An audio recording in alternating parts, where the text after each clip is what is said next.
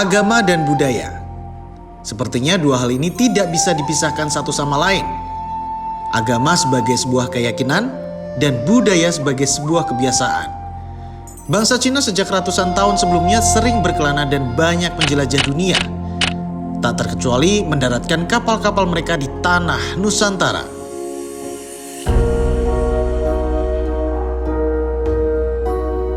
Sementara Islam yang dibawa oleh sang pencerah Nabi Muhammad SAW sejak awal kemunculannya telah banyak mengajarkan cinta kasih terhadap sesama manusia serta telah berhasil tumbuh subur menjadi agama mayoritas di Indonesia. Akulturasi budaya Cina dan Islam pun semakin terjalin harmonis seiring berjalannya masa. Jadi kebanyakan mereka mengenal Islam itu justru dengan masyarakat lokalnya. Berarti jadi ketika mereka sudah bermigrasi ke Jawa khususnya, ya itu karena pengaruh interaksi dengan masyarakat di Jawa saat itu sih. Nah, waktu misalnya saya melakukan ibadah, kewajiban kita yaitu sholat 5 waktu di musola umum nih. Terus orang-orang lihat, loh kamu di sini ngapain gitu kan? Pertanyaannya mesti gitu kan kalau. Dan itu sering? Sering banget, hampir selalu mesti.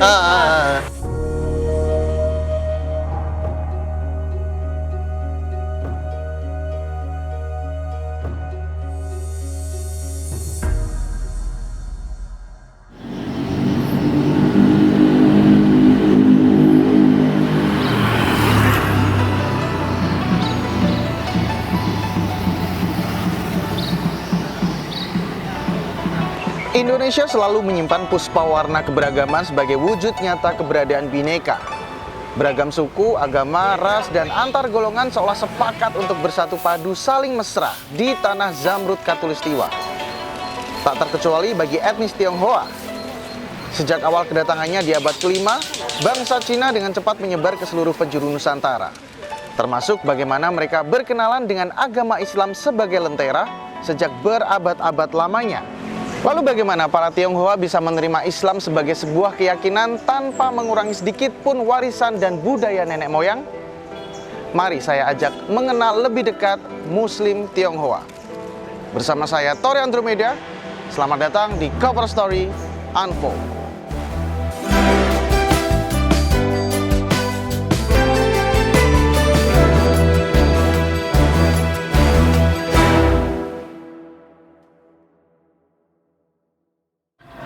Allahu Akbar, Allahu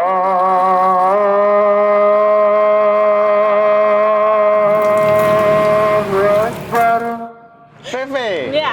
Feve ini seorang Muslim Tionghoa. Muslim Tionghoa. Menjadi Muslim mualaf atau dari lahir atau gimana? Enggak sih Kak, jadi kalau muslimnya itu memang dari lahir.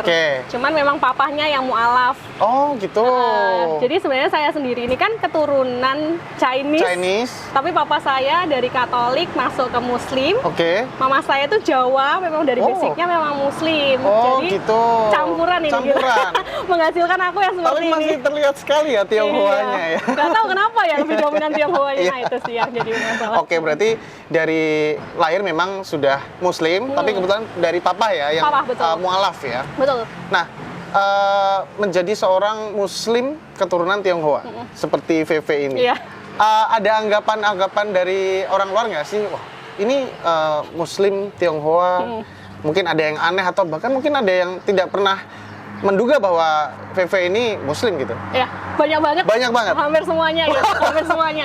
Karena basicnya kan karena mungkin orang-orang lihatnya dari fisiknya kita nih, fisiknya kan kayak entah dia bilangnya Christianable atau Buddha atau Chinese gitu. Nah, waktu misalnya saya melakukan ibadah, kewajiban kita yaitu sholat 5 waktu di musola umum nih.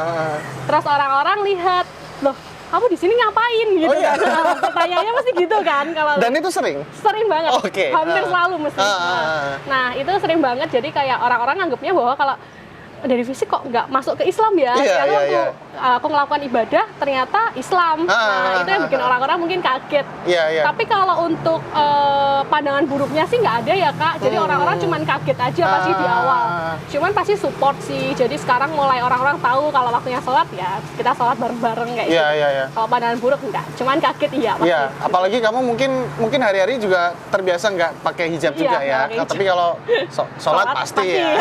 Harus dong ya. Terus setelah kamu ya karena memang dari lahir ya sudah muslim juga, apa kamu juga menjadi muslim yang taat juga? Kan ini karena ada keturunan juga Chinese, terus keyakinannya muslim, kamu juga sholat 5 waktunya juga tetap rajin atau mungkin ada pengaruh-pengaruh budaya nenek moyang juga yang kamu masukkan ke dalam keyakinanmu atau gimana? Kalau menjalankan kewajiban pasti ya Kak ya, karena dari dasarnya kita kan muslim nih, jadi memang sholat 5 waktu wajib dan puasa gitu kan kita wajib. Kalau menjalankan dari budaya nenek moyang itu yang masih saya jalankan sampai sekarang Imlek sih Kak. Iya, kalau Imlek, kalau misalnya ibadah-ibadahnya ya otomatis kita nggak mungkin ikut. Apa kepercayaan kita masih sendiri. Sudah ada pakemnya ya, sudah ada Islam. Pakemnya nih kita nih, kita Islam. Tapi kalau budaya, Imlek itu kan kita istilahnya budaya ya. Jadi kalau budaya kita nggak bisa menghilangkan dari budaya Papa. Karena Papa kan memang dari keturunan Chinese nih. Papa walaupun Papa udah masuk Islam, Papa sama saya, sama keluarga-keluarga saya itu masih menjalankan Imlek. Dalam artian kita itu menghargai lah juga ya, menghargai dari budaya dari nenek-nenek kita. Betul. Jadi kita tetap ikut Imlek, bagi-bagi angpau, tetap masih melakukan itu. Makan bareng keluarga besar Papa kayak gitu. Biasanya apa yang dilakukan setiap tahun baru Imlek itu? Mungkin ada apa namanya? Kebiasaan-kebiasaan yang tetap dilakukan. Apa yang dilakukan, Bre? Sebenarnya paling ditunggu-tunggu itu pasti kita kayak tuker-tukeran nih angpau. Angpau pasti ya. Ibaratnya kalau mungkin di Lebaran tuh kayak THR gitu ya. THR betul. Makan bareng sama keluarga itu pasti ada menu-menu yang harus ada kayak mie kayak gitu. Nah itu terus habis itu makan bareng kayak misalnya dapat kue keranjang, jeruk itu yang kita tunggu-tunggu dari kecil kan kita gitu ya. Makan kue keranjang, makan manisan, makan apa itu selalu kita lakukan. Nah malam sebelum Imleknya kita juga nonton barongsai bareng-bareng. Jadi itu sih yang dirindukan pasti. Walaupun kita memang berbeda keyakinan, tapi jangan sampai budaya itu hilang di keluarga kita. Betul, karena itu kan juga budaya dari leluhur juga yang mungkin harus dijaga juga ya. Maksudnya kebiasaan-kebiasaan dari sana, dari Cina, dari Tionghoa masih tetap dilakukan, tapi tetap tidak meninggalkan dan tetap berpegang teguh pada keyakinan muslim itu sendiri. Itu yang harus sih Kak ya. Betul. Kalau Papa sendiri punya nama Chinese berarti ya? 100% Chinese berarti ya? Papa ya? Papa.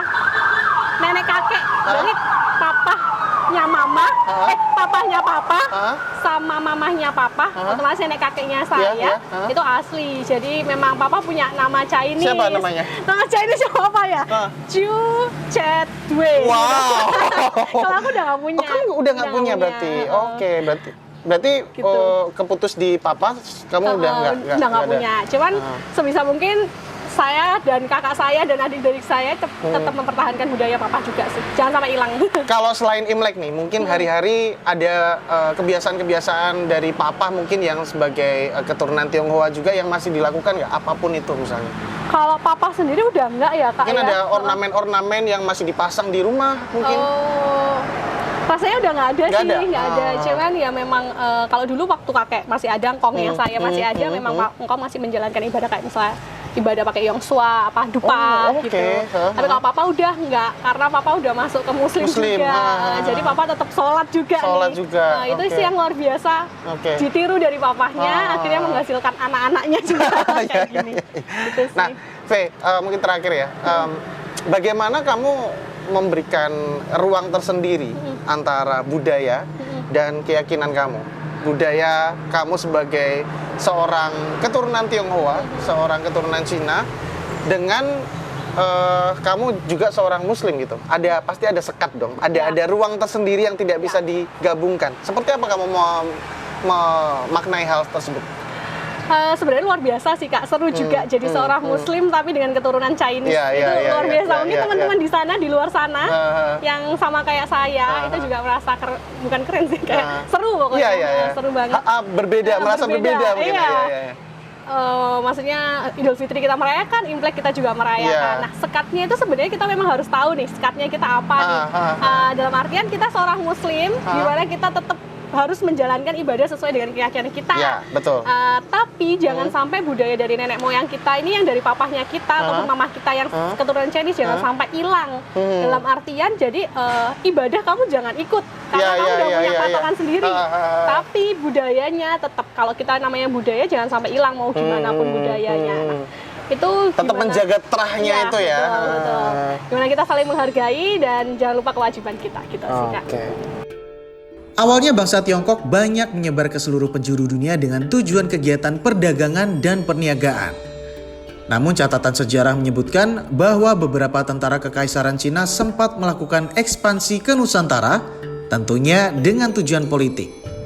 Beberapa data dan arsip sejarah bahkan mencatat komunitas Muslim Tionghoa sudah ada di pesisir Jawa sejak abad ke-11. Saat itu pemerintahan dinasti Yuan mengirimkan tentara Tartar untuk menyerang Singosari karena menolak tunduk kepada dinasti Yuan.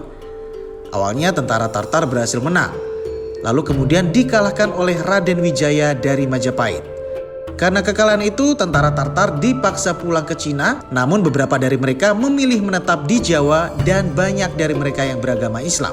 Banyaknya tentara Cina yang beragama Islam pada saat itu tak lepas dari penyebaran Islam sejak abad ke-7, di mana kota-kota pelabuhan banyak disinggahi oleh para pedagang dari Arab, Persia, dan Gujarat yang mayoritas beragama Islam. Dari situlah sebagian dari mereka banyak yang menikah dengan perempuan setempat dan banyak dari keturunan mereka yang beragama Islam.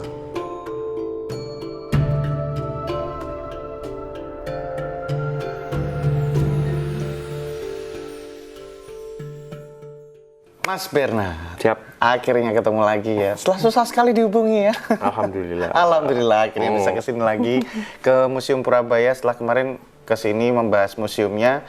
Tapi saya juga pengen tahu beberapa hal lain ya terkait mungkin pembahasan yang kita pengen bikin khususnya untuk sejarah ya. Kan Mas Bernard juga salah satu pelaku sejarah juga, pemerhati sejarah terkait Muslim Tionghoa. Oh, Muslim Tionghoa di Madiun ya? Di Madiun dan mungkin di Indonesia juga. Sebenarnya sejak kapan sih pengaruh agama Islam akhirnya bisa masuk ke Indonesia lewat beberapa tokoh-tokoh Tionghoa dan akhirnya bisa mempengaruhi teman-teman etnis Tionghoa yang lain gitu. Ya, seperti yang kita tahu ya, kalau Tionghoa Muslim itu yang terkenal itu kan Laksamana Cheng Ho. Ya. Itu kurang lebih abad ke-13 lah. Tapi itu kan lama sekali ya, abad 13. Nah, terus kemudian migrasi dari Cina daratan ke Indonesia itu berlangsung sampai kurang lebih abad ke-19 dan 20. Tapi ya, seperti kita ketahui sendiri bahwa Islam di daratan Cina itu kan juga minoritas di sana. Jadi interaksi sosial dengan masyarakat lokal sebenarnya yang akhirnya berpengaruh terhadap Tionghoa itu sendiri ketika mereka menentukan pilihannya untuk menjadi seorang Muslim. Jadi gitu sih Mas. Berarti jadi, akses dari agama Islam ke mungkin kekaisaran Cina misalnya itu aksesnya susah ya sebenarnya. Ya saat itu kan benar-benar Muslim di Cina daratan kan benar-benar minoritas ya, dari sukuhannya itu. Jadi akses untuk berhubungan dengan pihak kekaisaran juga sangat sedikit, bahkan ya mungkin tidak ada lah. Jadi kebanyakan mereka mengenal Islam itu justru dengan masyarakat lokalnya. Berarti jadi ketika mereka sudah bermigrasi ke Jawa khususnya, ya itu karena pengaruh interaksi dengan masyarakat di Jawa saat itu sih.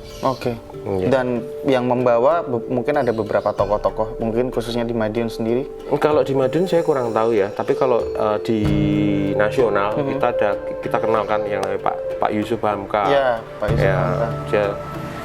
Maksud saya beliau tokoh Tionghoa yang kebetulan juga Muslim yang juga sangat dikenal sebagai pendakwah juga sih kalau menurut saya. Berarti memang pengaruh agama Islam di etnis Tionghoa sendiri mulai menyebar bukan karena mungkin Asli dari sana, sana, tidak, tetapi karena interaksi ya dengan masyarakat lokal. Biasanya apa yang mempengaruhi mereka akhirnya bisa menerima Islam sebagai keyakinan baru? Dalam arti, apakah memang ada pengaruh memang dari sosok-sosok itu atau hanya benar-benar pure interaksi bersama dengan warga lokal yang Muslim gitu? Ya, kalau dari beberapa kali saya pernah bertemu dengan Tionghoa Muslim, itu biasanya berangkat dari pemikiran mereka sendiri, kesadaran mereka sendiri, menerima nur Islam itu ya sebagai sebuah kebenaran. Jadi saya tidak ingin mengkotak-kotakan agama satu dengan agama lain, karena keyakinan itu adalah sesuatu yang paling mendasar. Jadi itu berangkat dari kesadaran mereka sendiri. Jadi seperti itu. Jadi awalnya memang dari kesadaran, kemudian juga ada faktor-faktor interaksi bersama dengan warga lokal. Pada akhirnya Islam bisa diterima baik gitu ya. Kalau untuk akulturasi budaya dan agama, nah ini menarik. Bahwa ya tahun baru Imlek juga bahkan sekarang sudah diakui oleh pemerintah sebagai salah satu hari libur nasional juga. Berarti memang sudah ada pengakuan keberadaan teman-teman Tionghoa juga. Tapi bagaimana teman-teman Tionghoa Muslim ini bisa mencampur atau memadu padankan keyakinan mereka Islam dengan budaya Imlek misalnya, tahun baru yang mungkin mereka masih merayakan. Sepanjang yang saya tahu, Mas, mereka sudah bisa membedakan ya antara apa itu tradisi dari leluhurnya mereka dan apa itu tradisi dari agama. Kalau misalkan mereka dulunya berasal dari agama Konghucu, jadi hal-hal yang sifatnya akidah itu mereka sudah tidak mencampur adukan itu dengan akidah Islamnya. Tetapi dalam hal kultur, kebudayaan ataupun tradisi leluhur, itu biasanya mereka masih menjalankan. Contoh misalkan dalam hal makanan, dalam hal makanan. Itu kalau kenal ronde, tahu ya ronde? Ronde yang bulat-bulat, isinya kacang itu. Itu kan sebenarnya juga tradisi dari etnis Tionghoa yang itu masih dipertahankan di sini. Akhirnya ya hanya sebagai sebatas makanan untuk dikala musim dingin dan lain sebagainya, atau kalau pas malam hari kan. Tapi kalau menurut tradisi mereka itu adalah salah satu makanan khusus, kuliner khusus yang disediakan di hari-hari tertentu sesuai dengan ritual agama Konghucu itu sendiri. Tapi mereka masih tetap kan membuat itu, makan itu. Jadi sudah jelas di sini mereka tidak akan mencampur adukkan akidah, tetapi yang sifatnya itu tradisi dari leluhur, mereka biasanya juga masih menjalankan. Dan kalau misalkan dulunya mereka agamanya Konghucu ataupun Nasrani juga, itu biasanya ada namanya sembahyang leluhur kan? Itu juga ya. Betul. Karena mungkin ada beberapa mungkin perbedaannya saya nggak tahu ya. Perbedaannya cukup tipis antara memang tradisi di agama dan memang budaya atau kebiasaan mereka. Contohnya kayak itu tadi ya, hiu atau dupa. Itu sebenarnya masuk dalam kebiasaan mereka atau bagian dari sembahyangnya mereka. Kalau menurut saya sih itu sudah mix and match dengan antara tradisi dengan kepercayaan mereka. Tetapi dalam hal ini kembali lagi segala sesuatu tergantung dari niatnya kan. Jadi ketika dia sudah jadi Muslim pun apakah dia tidak boleh melakukan penghormatan terhadap leluhurnya?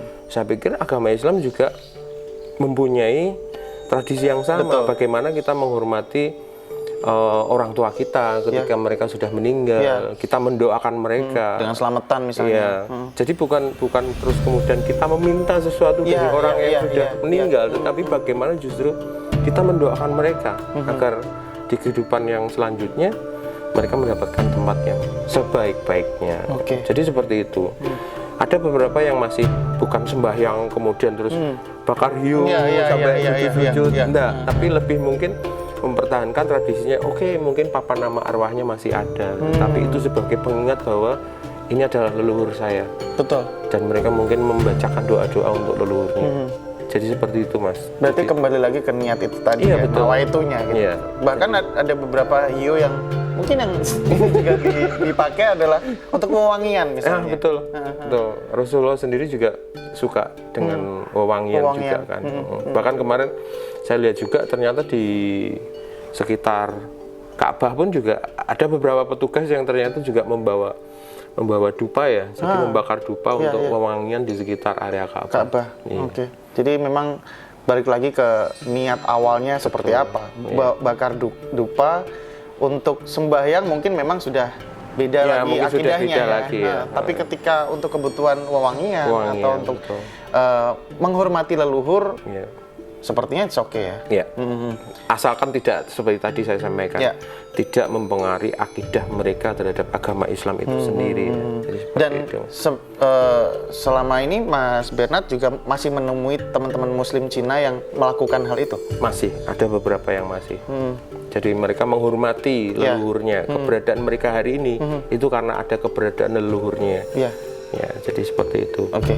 Terakhir Mas Bernard, untuk perkembangan komunitasnya ya Muslim Cina atau Muslim Tionghoa di Madiun khususnya ya, atau di ex-Karesidenan Madiun sendiri, sepanjang pengamatan Mas Bernard sebagai pelaku sejarah juga seperti apa sekarang? Apakah memang masih ada komunitasnya atau mereka sudah sendiri-sendiri per person gitu atau bagaimana? Jadi kebetulan kalau di Madiun ini sepanjang yang saya tahu organisasinya sudah nggak aktif ya dari 2 tahun yang lalu. Mungkin karena pengaruh COVID juga ya. Oke. Ya bisa jadi karena dulu larangan kita nggak boleh berkumpul ya. dan lain sebagainya. Akhirnya itu membuat organisasi ini jadi tidak eksis lagi di Madiun. Tetapi secara perorangan, personal itu banyak saudara-saudara kita Tionghoa yang mu'alaf ya. Iya. Nah, terus bagaimana dengan kemu'alafan mereka? Jadi mereka melanjutkan mempelajari agama Islam melalui tokoh-tokoh agama ataupun di pondok-pondok ataupun di masjid-masjid yang kebetulan dekat dengan tempat tinggal mereka. PT ya. Ada PT, terus kemudian ada ya betul PT, Perhimpunan Islam Tionghoa Indonesia. Ya, Dan berarti sekarang sudah tidak ada ya untuk di Madiunnya. di Madiun kelihatannya tidak sudah eksis. 2 tahun ini sudah nggak eksis lagi ya. Oke. Tapi mungkin ketika teman-teman Tionghoa Muslim ini juga punya wadah gitu, punya komunitas, punya persatuan lah atau sebuah forum Muslim Tionghoa, mungkin mereka kan ada perasaan bahwa wah ada tempatnya nih saya untuk bersama teman-teman untuk bisa berkumpul dan lain-lain. Nah, ketika misalnya sekarang sudah tidak ada, menurut Mas Bernard sendiri, apakah ini juga bisa mempengaruhi perkembangan Islam di tengah etnis Tionghoa sendiri atau bagaimana? Iya. Sebenarnya sangat disayangkan ya Mas. Iya. Artinya organisasi itu hari ini nggak eksis Iya, lagi iya. gitu. Memang betul bagaimana Islam ini nanti bisa mensiarkan sebagai agama yang baik Iya. untuk pemeluknya. Betul. Ini akan lebih efektif ketika organisasinya berjalan. Betul. Tetapi tanpa mengurangi kemajuan ataupun kehebatan dari Islam itu sendiri, saya yakinlah setiap orang juga akan melakukan dakwahnya. Ya, gitu, Mas. betul. Jadi ada organisasi ataupun tidak ada organisasi, saya yakin Islam tetap akan jalan terus siarnya. Ya. Walaupun mungkin beberapa orang teman-teman Tionghoa juga ketika walaupun mungkin ada wadahnya pun ada perasaan mungkin ada kesamaan pengalaman spiritual yang sama dan pada akhirnya di situ bisa saling sharing. Ya, dan lain-lain. interaksi bisa ya bagi-bagi pengalaman. Lu Ya, kan ya, seperti ya. itulah ya. Mas, ya.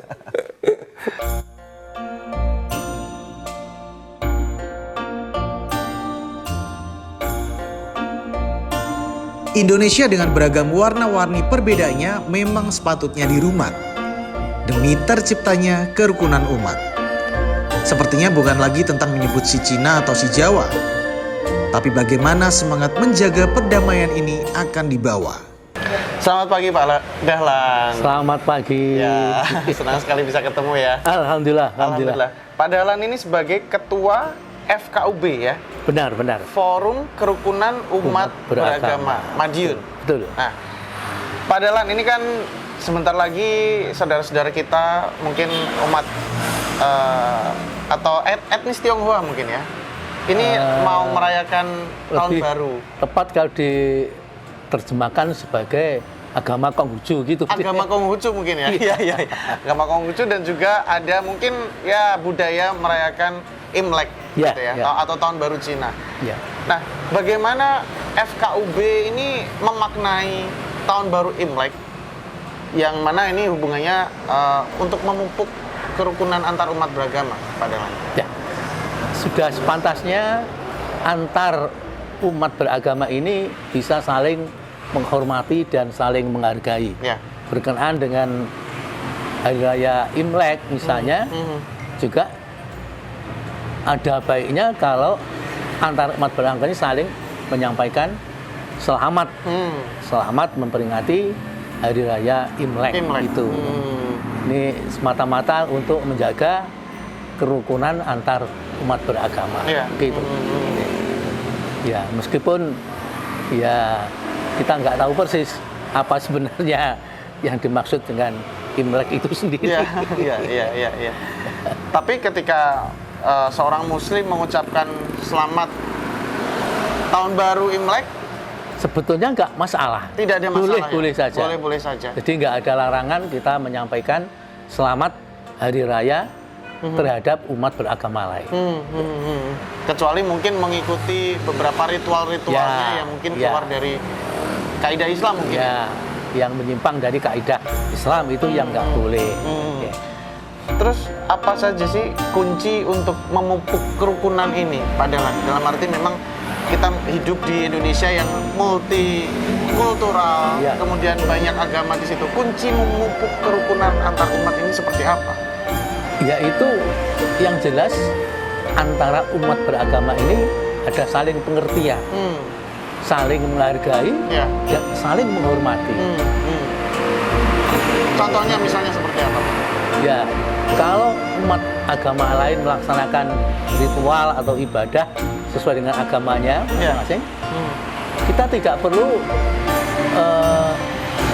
berkomentar yang negatif misalnya. Ya. Jadi itu kalau dalam Islam lakum dinukum waliyadin, bagimu agamamu, bagiku agamaku. Jadi terserah monggo sesuai dengan agama masing-masing. Gitu.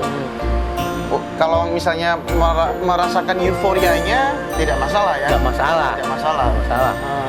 Pentingnya solidaritas, Pak Dahlan, dalam toleransi antar umat beragama, khususnya dalam memupuk kerukunan di Madiun. Ya. Ini seperti apa? Mungkin ada semacam wejangan ya untuk teman-teman. Bagaimana kita pentingnya memupuk solidaritas ini supaya tidak luntur, supaya tidak juga kita tetap rukun gitu. Ya. Jadi yang penting hendaknya hubungan antara satu dengan yang lainnya di antara pemeluk agama ini bisa saling tetap berkomunikasi dengan baik, dengan tidak meninggalkan ajaran agamanya masing-masing. Ya, silakan Anda melaksanakan ajaran agama Anda. Kami melaksanakan ajaran agama kami. Yang penting secara kemanusiaan tetap dijaga agar supaya satu dan yang lain ini saling tetap berhubungan dengan baik. Betul.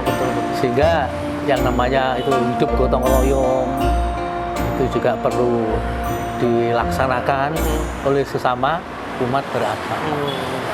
Karena kembali lagi, ketika kamu bukan saudaraku dalam seiman, tapi kamu adalah saudaraku dalam kemanusiaan, tetap. gitu ya. Jadi antar manusia itu tetap harus dijaga kerukunannya. Hidup saling bergotong royong.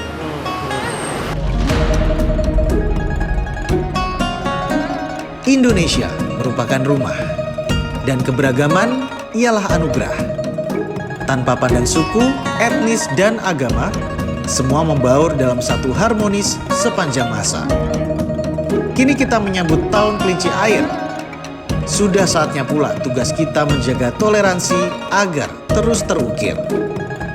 Selamat Tahun Baru Imlek, Gong Xi Fa Cai. jaga kerukunan agar tidak tercerai berai.